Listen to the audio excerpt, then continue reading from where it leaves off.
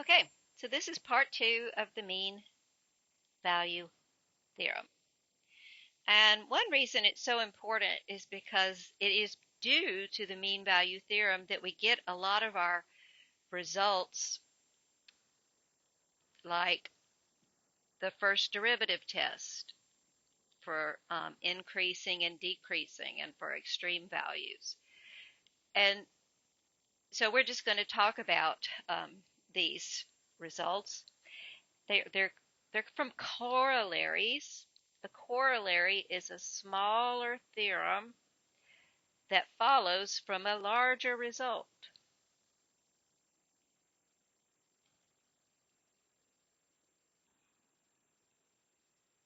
In this case, the larger result is the mean value theorem. And up here, I'm telling us, we already know that if your function is a constant function, that means it's a horizontal line, then you know the derivative equals 0. The mean value theorem tells us that this goes in two directions. If you know that the derivative equals 0 on some open interval, then your function is a constant function. So that probably seems pretty logical to you. If the derivative is 0 on some open interval, a, b, that means the slope of the curve is constant there, and your original function is some horizontal line there. So that's what that's saying. And this will help us when we're trying to find antiderivatives, which we get to introduce briefly in this section. So the second corollary says if two derivatives are equal to each other on some interval, then the functions can differ at most by a constant. That's what this means.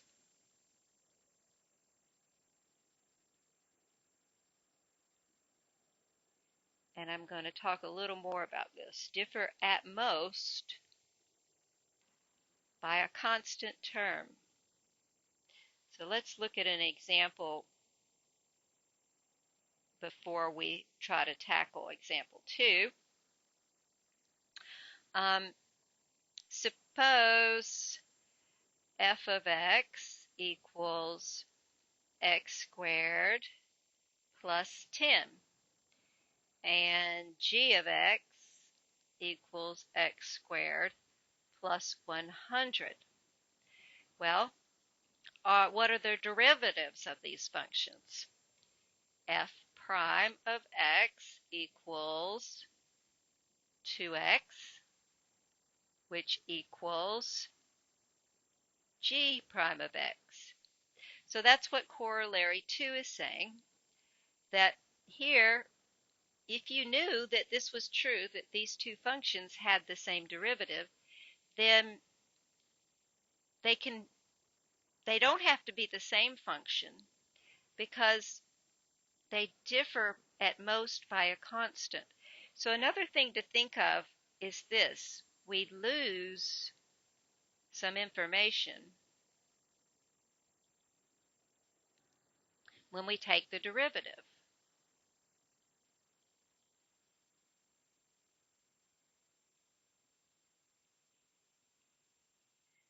We lose that information about a constant. So that's why we have a special way of writing antiderivatives. So what is an antiderivative? Well, if y prime equals 1 over 2 times the square root of x, y equals what we call the antiderivative. It's the function whose derivative is y prime. Now hopefully you remember that one such function y equals the square root of x. And you can verify this would equal 1 over 2 times the square root of x. But what is this all possible functions business? Well, that's when this very important letter C comes into play. So sometimes we call it the most general antiderivative.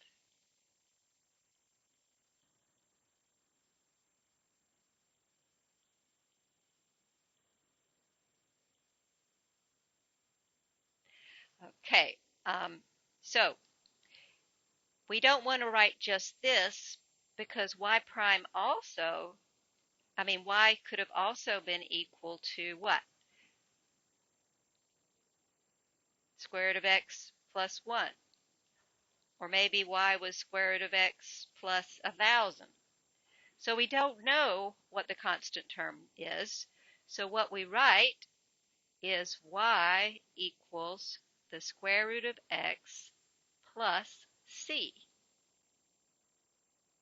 And that is the answer to the question. Now, you have some homework problems like this, 7, 8, and 9. I misspoke in the previous video. I meant number 1 and 2, I think, were like what we did in the previous section. But I'm sure you can figure that out. Now, you don't really have any ways to find antiderivatives. We will learn rules for finding antiderivatives, but that doesn't come until later. So right now, you have a multiple choice question. And so you can figure out which one is the correct antiderivative. So how do you do that? Well, you just take the derivative of each one until you find the right one, unless you just can figure it out. Some of you may know how. So what's the derivative of a? I already see that it's wrong. It's 9x squared something. So I can eliminate a. So what's the derivative of b? Starts off pretty good, 3x squared minus 1 over 2 times the square root of x. The derivative of c is always 0, so we don't need to write it. But this does not match, does it? So it's not b. So try c. What's the derivative of c? 3x squared minus 2 times 1 over 2 times the square root of x. The derivative of c is 0. Well, this can be simplified. 3x squared minus 1 over the square root of x. And that is our winner. That matches, right? So just to be sure, I might check D. That derivative would be what? 0 minus 1 over 2 times the square root of x. No. That is not our answer. So do you see how you're going to tackle these problems? You can take the derivative of the choices and find the matching one.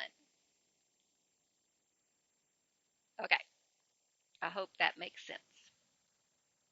Now, this is just good to know. Later in your math career, you will learn more about the mean value theorem. But corollary 3 is where we get the first derivative tests for local extreme values that we've already talked about in our previous lecture. So it just tells us if the derivative is positive, your original function's increasing. So positive, increasing, negative, decreasing. And it also lets us know that if it changes from negative to positive, that would be decreasing to increasing at some point C, then we have a local minimum. If it goes from positive to negative, then we have a maximum at some point C. If it doesn't change signs, then there's no extreme value. And we talked about that a lot in the previous section. Now, we're not going to do a lot with this, but I thought it's important because you are kind of expected to know this. This uses the intermediate value theorem and the mean value theorem. So let's look at this. What are we going to do? We're going to show that a zero is what we call unique. And sometimes that's important in applications because the zero you're looking for is an important value and you only want one maximum. You're trying to, for me, I use it in this thing called maximum likelihood estimation. You're trying to find an estimate of some unknown value, and we call it theta hat. And the way we do it is we find the zero, but it has to be the only one. Otherwise, it's not our estimate. So it is important to be able to show that a zero is unique. So let's see how we would do this. First of all, we need to use the intermediate value theorem to show there is a zero.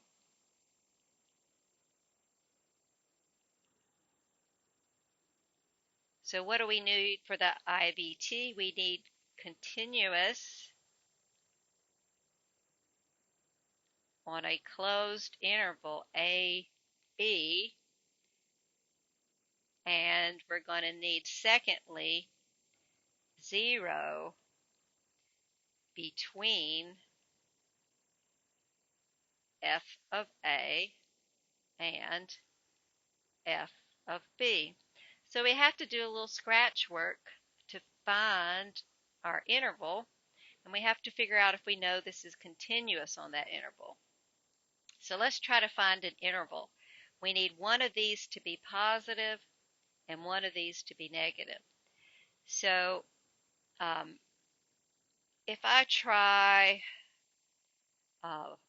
let's try 4 because I know what the square root of 4 is. That would be the square root of 4 plus the square root of 5 minus 4. This is 2 plus the square root of 5 minus 4, which is negative 2 plus the square root of 5.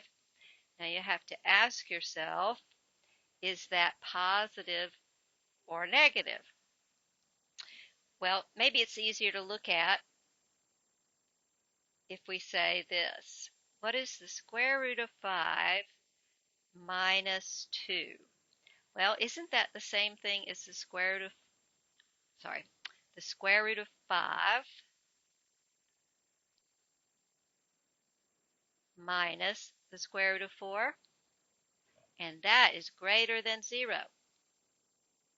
Do you see how I did that? Of course, you can plug it in a calculator, right? But there is something that's positive. So f of 4 is greater than 0. So I'm going to try 3 because I know that I can evaluate that pretty easily. So I need a little more room. Let's get another page. Okay, so we have one that's positive. Now we're looking for one that's negative. That would be the square root of 3. Plugging it in here, plugging 3 in, plus the square root of 4 minus 4.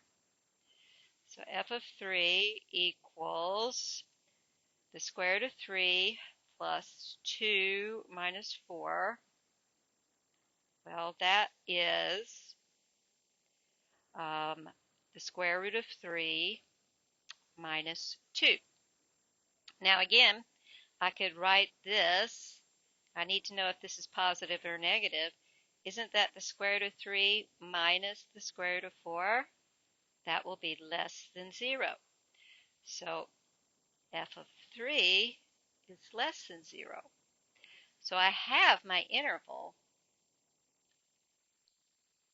This is a, b. Remember, we're using MVT right now, intermediate value theorem. Is f continuous on this interval? Well, let's see. This is how you tackle that part of the problem. What do we know about f? It's the sum of three different functions. The square root of x plus the square root of x plus 1 minus 4.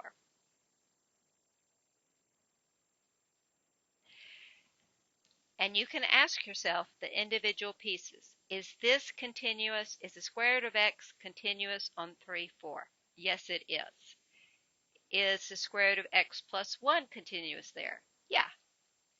Is this function a constant function? Yes. So f is the sum of functions that are continuous